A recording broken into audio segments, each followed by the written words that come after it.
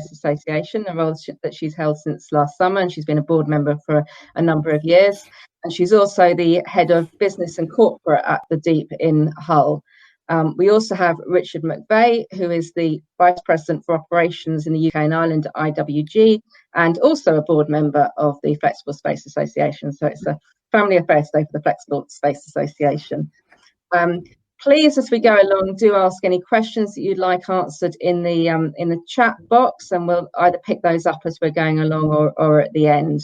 But I will start off with some questions for Richard and Freya.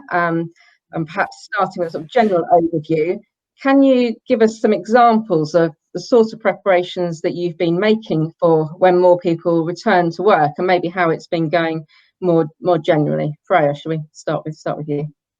I think the main thing I've been doing is liaising with my clients to find out, when they intend returning to work. And in what capacity. So we've got some that are doing it in shift patterns so that they can do their own business continuity.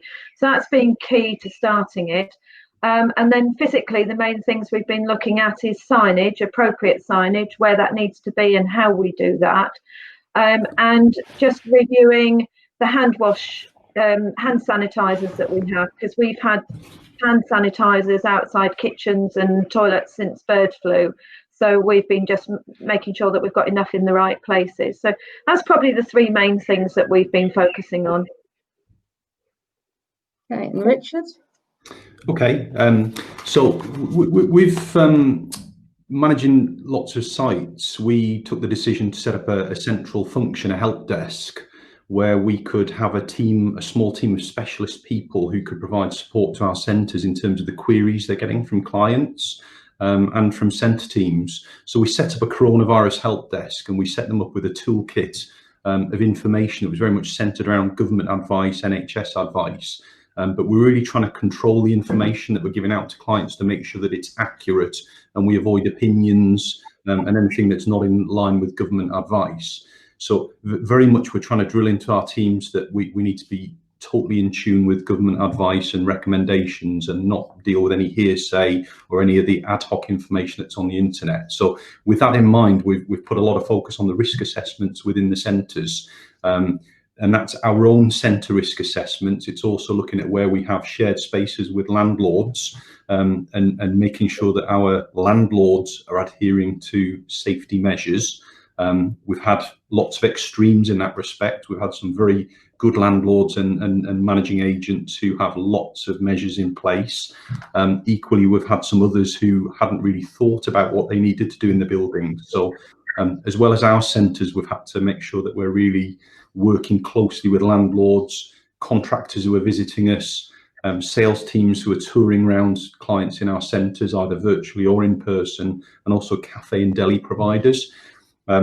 So just lots of safety checks, lots of risk assessments, and lots of signage, sanitisation points within the centres. So really three things: a central help desk, make sure the teams are very close to government guidelines, and then make sure we're risk assessing not just ourselves, but people we're working closely with as well. So that's a lot of the preparation we've been doing. Right. So I think what's interesting having both of you on this webinar today is that you're from very different types of businesses, and Richard, IWG obviously has multiple brands, is a global company, but with hundreds of locations just across the UK. Are you implementing exactly the same measures across the board, or do the strategies differ between different brands and locations? Okay, my audio dropped then, but I think you just asked me a question about the brands. So really, we've not seen. Thanks for the nod, Jane. That helped. So we've not differentiated specifically on brands. It's more about the individual location. So what we've found is we might have two Regis centres, but because one centre we're in a shared building, the other one's a standalone building. It's more unique circumstances relating to the specific buildings. So again, making sure that all of those buildings, we can create safe environments, we can implement the government's advice. So it's very much more layout based. There is a little bit of a differential between some of our spaces locations and more kind of membership based locations. But really it's more about the property than the brand. So we're trying not to work off a template. We're trying to get our teams to think and have input and constantly update risk assessment. So what we don't want to do is issue blanket instructions and take away the ability for our teams to think locally, and also get feedback from clients and take into account clients and other stakeholders' opinions. So yeah, more location specific than brand specific. And Freya, as an independent business centre, you obviously don't have quite the resources to the advisory businesses and others that are helping support some of the larger companies. Have there been particular challenges to you in making sure that you are keeping up to date with all the requirements? Because some of them have been changing, haven't they, as they've gone along and adapting to new information and making sure that you're not missing anything. Yeah, I think it is, and I think it can be quite overwhelming when you're on your own trying to work your way through it, because you're hoping to do it right. As Richard quite correctly said, everything that we're doing, although I'm liaising with clients to find out where they are in their own minds with it, because it's as much as the fact that there's the risk assessments and preventing the spread of infection, it's still very much a hearts and minds thing, because some people are viewing it in one way and some are viewing it in another. But what I found very, very useful was the government document, which is working safely during COVID-19 in offices and contact centres. If you work your way down that document, okay, you've got to rethink some of the words as to, they might be talking about employees, but if you change it to clients and just slightly change the tense, that whole document gives you everything that you need, and it keeps you on the right track. So I think, yes, it seems a lot. Yes, if you can't talk to anyone, it's difficult. But what we've also done is that all of the whole centres, we all talk together anyway. So we set up a Zoom meeting and spoke to one another. So we've been doing some, some remote support, if you like, and peer support within the area. Okay. And just perhaps at this point to pick up on a question that we had from somebody who'd registered for the webinar. I don't know whether this applies to you, Freya, and I suspect it may apply to at least some of IWG's locations. How are you managing communal space where one-way systems are not an option due to the size and layout? Is that something that you've had to consider at all, or is it not relevant to your business centre, Freya? It's very relevant to my business centre. I tried to look at it, and I looked at the way around it, and we worked around it. I spoke to some of my clients and said, if I was to try and operate a one-way system, it would mean that you would basically be going upstairs along a corridor and downstairs between kitchens, which would then open up other sorts of risk assessment issues, carrying hot drinks up and downstairs and all of that side of things. So we decided our corridors aren't wide enough for 2 meters gap. But when you look at some of the other guidance that's out there, like, for example, if you've got a lift, people can stand back to back in a lift. Actually, if you think about it sensibly, you can manage the corridors. So we've put signage up, and we've done it. We've not marked the floors. We felt that everybody needed to have some normality about what they're returning to work, and that, yes, they need to follow directions and all the rest of it, and your protocols. So we've actually hung our signage from the ceiling, and we've also put out on the walls opposite everybody's doors. We've put notices out saying, please check both ways before leaving your office. We've also propped open doors in certain areas, such as fire doors. Now, when I say propped open, they're on proper fire release mechanisms, so that if the alarm goes off, they'll close. We've opened all those in key locations so that actually they can be used as step back points for people.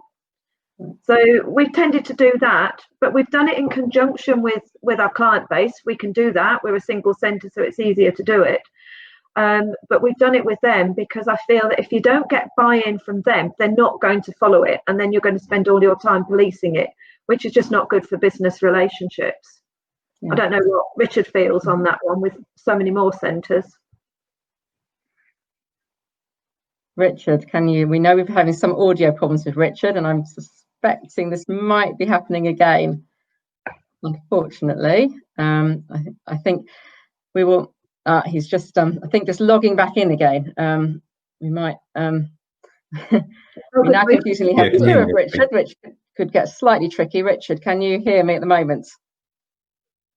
Yeah, I can hear you. Yeah, I've just switched to a hotspot. One of the things we've probably all learned to do on mobile working. So I think the question was about one-way systems in the centres. Yes, is that something that you've had to do or have found useful, or yeah, not helpful?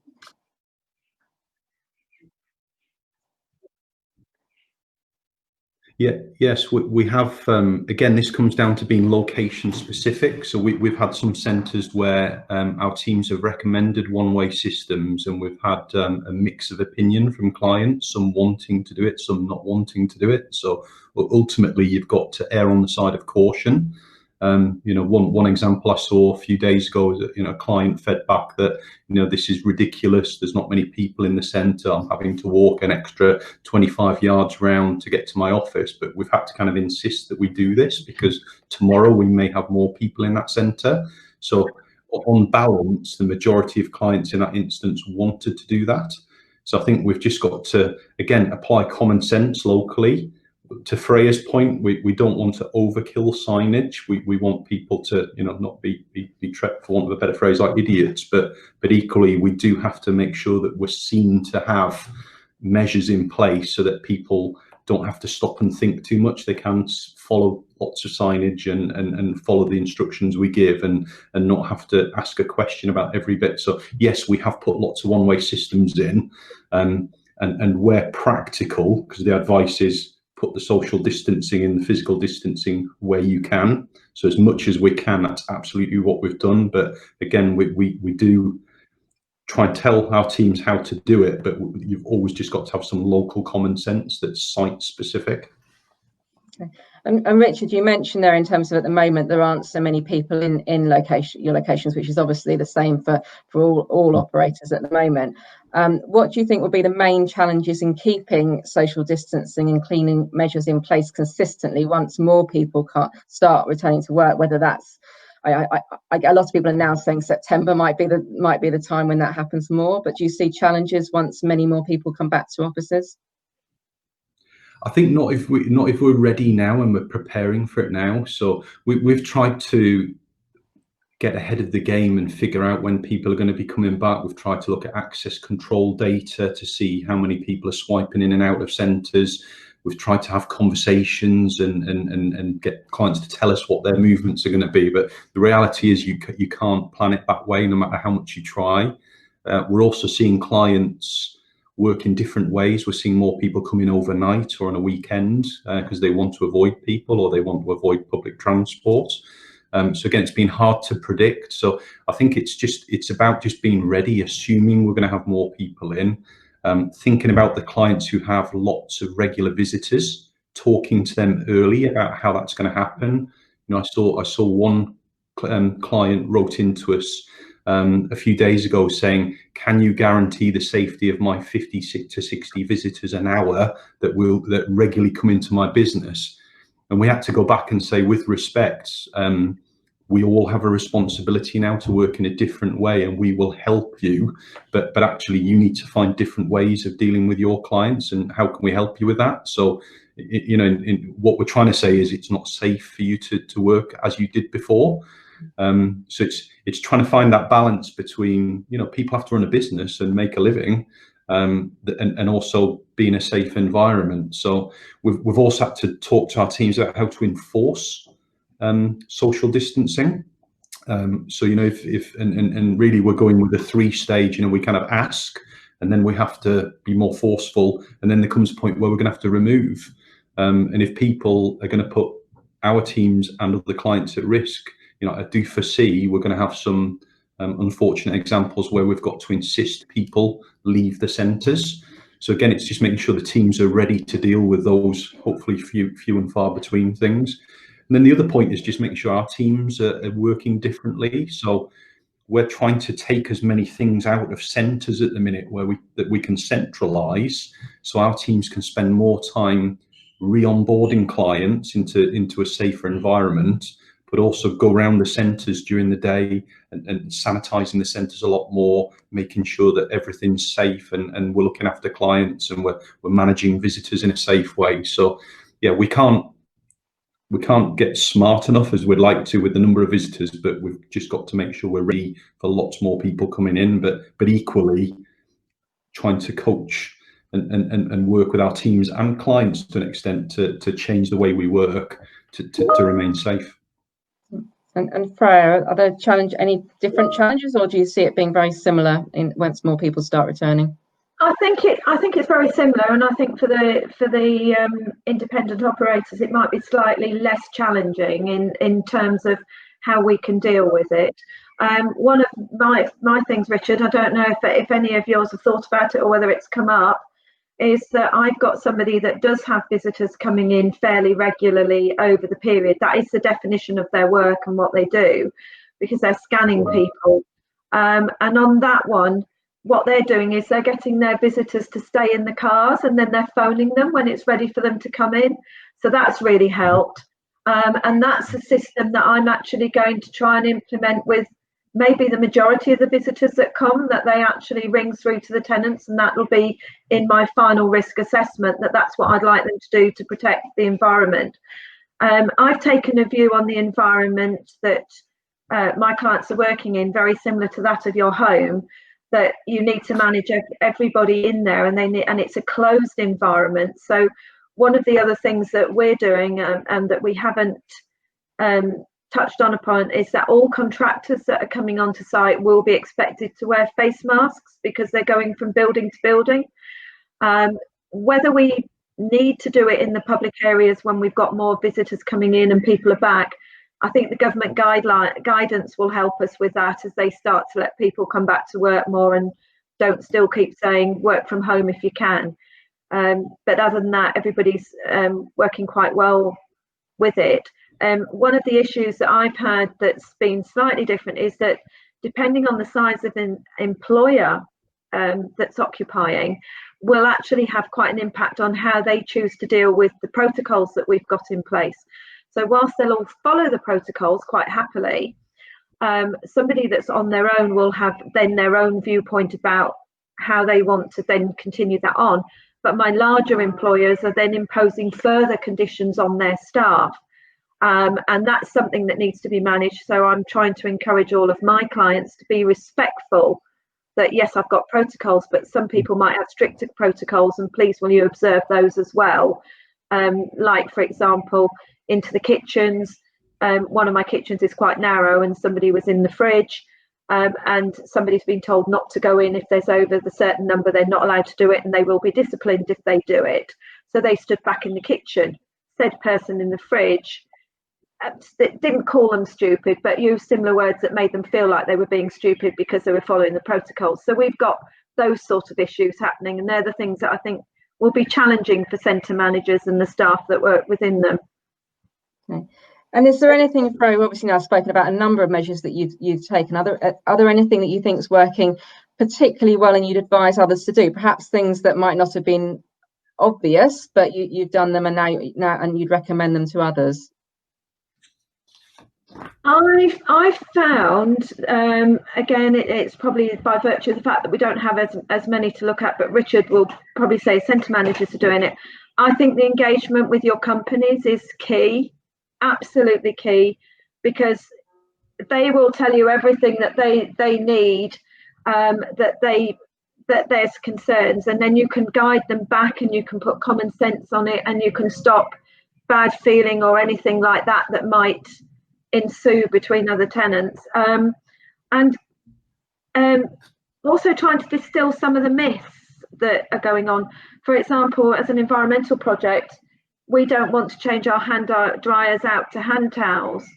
It doesn't sit in with it. So I've checked this out, and on the WHO website it quite clearly says you can use hand dryers, but we've put bins in the toilet so that if those staff that want to feel more comfortable by having hand towels can use their own, and they've got somewhere to dispose of it. So, and the other one is we've put, it's one that's maybe not as well known, is we've actually put signs above all of the flushing mechanisms of the toilets to remind people to put the loo seats down, because that whole process of flushing a toilet actually sends the bacteria further into the air, and it's one of the things that's highly recommended as well. Yes, I think there's been some figures out on this just in the last 24 hours and the importance of doing that. Richard, are there any, what would you be your top tips to others and from what you've been doing and lessons you've learned? Yeah, I think just to reinforce Freya's point, I think there's lots of myths out there. There's lots of people are Googling lots of information, and you know, I've had exactly the same point about paper towels and hand dryers, and somebody sent, you know, a client cut and paste something which was government advice, but it related to medical practices and surgical areas, not office space and workspace. So I think it's just making sure we respect people's views, but we also just be clear on what is the right thing to do. Also, not shackling the teams too much. If somebody locally thinks that they should be doing something, and it's in line with the government advice, just do it. You know, if your clients are asking you for this is where in some centres you might find, you know, more signage on the floor and more kind of one-way systems than in others, because you know, you have to trust your teams at a local level to make sensible decisions and make sure that clients are in agreement. So I think it's just being clear on what's right and what's not. We are seeing some very sort of heightened queries. You know, I think of one that came in today in London where somebody wants information about a Legionella outbreak in a building 5 doors down from our centre 2 years ago, and they want us to give reassurance that there's in no way that Legionella can now be present in our building. And that just shows you the kind of heightened state that some of the people are in, because they're concerned about safety of their teams. So I think it's just making sure our teams have all the information they need, but making sure we keep it at the right level, and but we engage with people and we listen to them, but we do the right thing. So there's no rocket science. It's just trying to keep it very sensible and very much in line with government and NHS advice. Yeah. And Richard, given all the changes that are having to be made, are you adapting the way you now market your available workspaces, and are you seeing any changes to the kind of inquiries that you're receiving for them? And I don't know whether that varies from location to location as well. Yeah, so interestingly, we had, I just got an update on this earlier today. We were seeing obviously a trend towards more out of city centre locations, business parks. You know, a couple of examples that I've seen that are particularly busy are places like Barking, Dartford, where people can access by car. You know, they're not travelling on public transport into the city centres. Interestingly, in the last week, our inquiries in central London have gone up significantly, and the amount of people touring centres has gone up considerably, albeit a vast majority of those tours are being done virtually. So we are seeing a bit of a bounce back including city centres and central London. Two things we're thinking about is we're now trying to kind of talk to people about safety a lot more. I think we've been very focused on our teams delivering it, and we haven't really thought about it from almost a marketing perspective, and that's really important.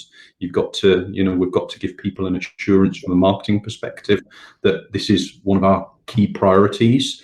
And also we've put some measures in place where we've made equipment available for clients to customize their offices. So we've got a portal that people can go on and they can order things to customize their offices with safety equipment, to do whatever they want within their own space. So really it's just about, we're probably a little bit guilty of being very focused on just doing things and not actually publicizing it enough. So we want to now be seen more publicly that this is right up there as one of our key priorities. Okay, and Freya, same question to you in terms of how you're marketing workspaces and inquiries, what inquiries you're receiving now, if they've changed. Yeah, I think so. Inquiries, we're still seeing office inquiries coming in.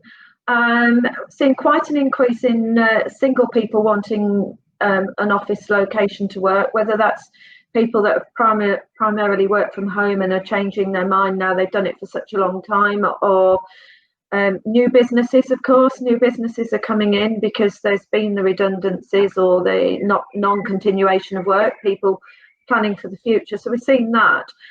In terms of the space we provide, we've still got the very large desks we've always had, and we still sell on the square footage basis. So if anybody's been wanting to have bigger spaces for lesser employees, then we've always been in that market anyway. So we're not seeing a change to that. In terms of the COVID security measures, I have been conducting more recently viewings with people with me, and I've met them, and I've already gone through all the COVID security before they arrive, so they've already got that comfort factor rather than doing it on a virtual basis, because people still want to see the space. And so I've taken the view, even though I am living with someone who's shielded, I've taken the view that I can conduct that safely for both myself and my husband. So that's what we've been doing. Yeah, and hopefully that gets easier as everybody becomes clearer in exactly what they need to be doing in those kind of situations, in terms of keeping that distance and other measures. So as a final wrap-up question to both of you, perhaps starting with Richard, it's clearly early days, but what are you seeing now as the prospects for flexible workspace in the coming months? And is there anything, you've spoken a bit about this already, in terms of what can we have some optimism is obviously what everyone's wanting, and I've heard quite a lot of that in the industry, but it would be great to get your thoughts on that. Yeah, well, we've got to be optimistic, haven't we? We've been very reactive with dealing with the crisis, but I think we've got to remember that start with the doom and gloom. We're going into a real tough financial period, and what do businesses need in that kind of period? They need agility, flexibility, and they're not going to get that with long-term lease space or buying buildings and all the other methods. So absolutely, we are the sector that will give people agility, flexibility, scalability.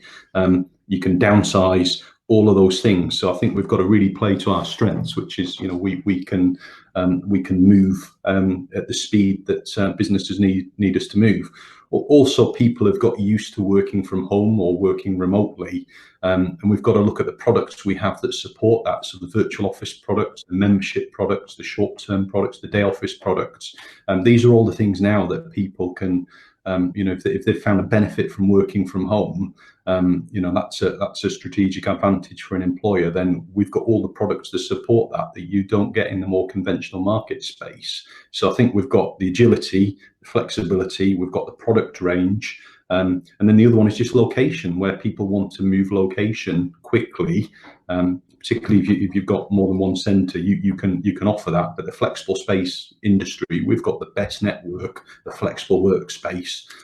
So absolutely, we're in the right place. It's going to be tough, but we've got to play to our strengths. So very optimistic again. We're going to, it's been a tough 6 months, but we should all take advantage of what's coming our way. Yeah. And Freya, interesting to hear your views on this, both from the Deep's perspective, but also in your role as chairman of the trade association for the flexible workspace industry. No pressure there then. Right, okay, I would have said yes, the economy does have a play. We've always had a strength in the economy, so I would endorse all of that Richard says. Yes, definitely, I've seen an increase in virtual inquiries from a lot of people for a lot of a wide variety of reasons. I do think we have an opportunity in that within the meetings industry, everybody's talking about hybrid meetings, but I think also we could provide hybrid office space for those that, if you've got, like in Hull, we've got Smith & Nephew, say, for example, they need to spread out more, but they might put some of their staff into an office which is linked up very heavily with where they are. They're still in the same city, but they're not in the same building for whatever reason. So I think that's quite a big opportunity for us. I'm not so sure, I share with Richard, I'm not sure where the membership models will go as such, because there's certainly where we are at the moment, we're seeing a bit of reticence in the fact that people they're worried about the hygiene behind in the co-working spaces. So I think there's a lot of work that's got to be done with that one to reassure people, to see where that model takes them. I'm finding people are saying, we want to have a desk, but we want to have the same desk all the time. So they might be happy to be in a shared office with others, but they want it to be their desk that they can wipe, that they can put their things in, and that nobody else is going to be accessing at any point. But that might just be regional, that might just be local to us. But I think as an industry, we definitely got a lot of opportunities here, and we just need to market it the right way to the audience that we are appealing to or want to appeal to. Okay, thank you very much. So both of you, it's a positive note to end on. It's all about opportunities, finding the opportunities and taking them. So thank you to Freya and Richard. We have a couple more webinars in the planning stages or late planning stages, and hopefully we will be able to release the dates of those very shortly via our usual channels. So thank you very much to Freya and Richard, and to everybody who's joined us this afternoon. Thank you. Thank you.